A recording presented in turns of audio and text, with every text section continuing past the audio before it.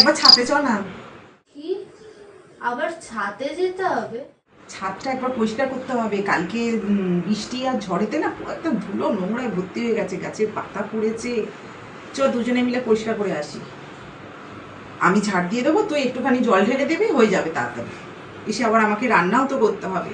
চ একটু তাড়াতাড়ি দুজনে পরিষ্কার করে আসি। মা, কালকে আমার লাইফ সায়েন্স টিউশন আছে। এমনিতেই স্যার বলেছে কালকে পরীক্ষা নেবে।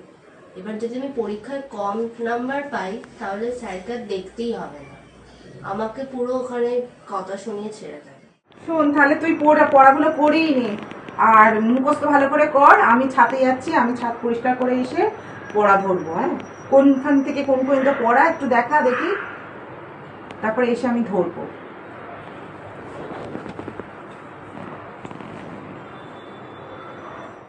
আমি তো পরে এসব পড়ে নিতে পারবো, আগে আমি তোমার সাথে গিয়ে ছাদটাও পরিষ্কার করে আসি। চল। ঠিক আছে, এক কাজ কর, বাইরে বারান্দায় জলের বালতি আছে, ওটা নিয়ে আয়। মা, আমি ভাবছি কালকে লাইফ সায়েন্স স্যার তো এক্সাম নেবে। যদি আমি এক্সামে কম পাই তাহলে স্যার অনেক কথা শোনাবে, কান ধরে উঠবোস করাবে। তাই আমি ভাবছি তুমি একাই করে নাও, আমি বরং পড়াটা করেই নিই। তাহলে পড়াটা করে নে, তোকে আর ছাদে যেতে হবে না। আমি বিকেলবেলা স্যারের সাথে ফোন করে কথা বলে নেবো।